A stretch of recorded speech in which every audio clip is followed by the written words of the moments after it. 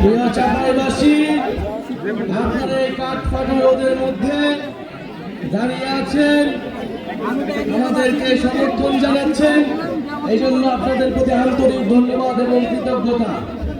প্রিয় চাঁপাইবাসী, জাতীয় নাগরিক পার্টির উদ্যোগে দেশ গড়তে জুলাই পদযাত্রা আমরা শুরু করেছি। আজকে আমরা এসেছি চাঁপাইনবাবগঞ্জে। আমরা এসেছি জুলাই গণঅভ্যুত্থানের বার্তা নিয়ে। আমরা এসেছি আপনাদের এলাকার সমস্যার কথা শুনতে। প্রিয় চাঁপাইবাসী, আমরা জানি চাঁপাইনবাবগঞ্জ আমের রাজধানী। RICL TMX, যুগের পর যুগ স্থাপনা থাকে মজবুত।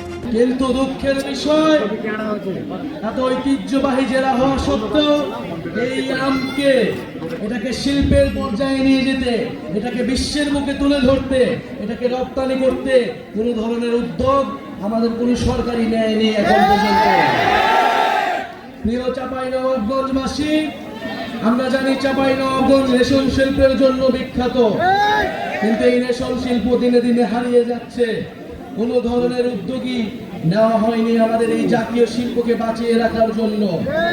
আমরা চাই বাংলাদেশের যে জাতীয় শিল্প রয়েছে, কুটির শিল্প রয়েছে, সেগুলোকে যথাযথভাবে সংরক্ষণ করতে হবে। প্রিয় চাঁপাইনবাবগঞ্জবাসী, আমরা জানি আপনারা দীর্ঘদিন ধরে ট্রেনের জন্য আন্দোলন করছেন। আপনারা একটা আন্তনগর ট্রেন চান, সরাসরি ট্রেন চান চাঁপাইনবাবগঞ্জ থেকে। আমরা আজকের এই সমাবেশ থেকে আপনাদের এই দাবির প্রতি পূর্ণ সমর্থন জানাচ্ছি। আমরা আহ্বান করি সরকার যাতে দ্রুত সময়ের মধ্যে চাঁপাইনবাবগঞ্জবাসীর এই দাবি পূরণ করে নেয়। প্রিয় চাঁপাইনবাবগঞ্জবাসী, চাঁপাইনবাবগঞ্জ আমাদের সীমান্তে প্রতিরোধের প্রতীক। চাঁপাইনবাবগঞ্জ মানে সীমান্তে কাস্তে হাতে বসে থাকা সেই কৃষক।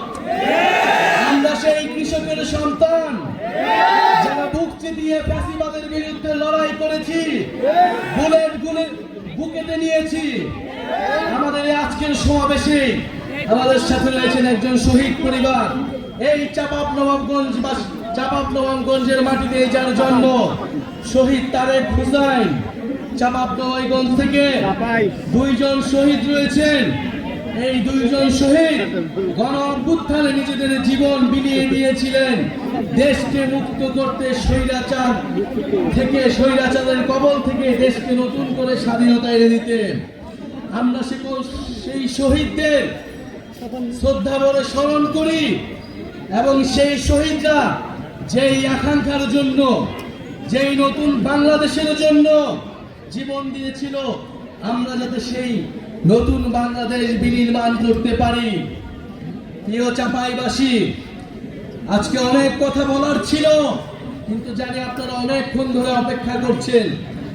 শুধু এতটুকুই বলতে চাই, গণঅভ্যুত্থানের পরে আমরা একটা নতুন বাংলাদেশ চেয়েছি। গণঅভ্যুত্থানের পরে আমরা রাষ্ট্রের মৌলিক সংস্কার চেয়েছি। গণঅভ্যুত্থানের পরে আমরা গণহত্যাকারীদের বিচার চেয়েছি। আমরা জুলাই ঘোষণাপত্র এবং জুলাই সনদ চেয়েছি। প্রিয় চাঁপাইবাসী, আমরা জানি এই সকল দাবি আপনাদের মনের দাবি।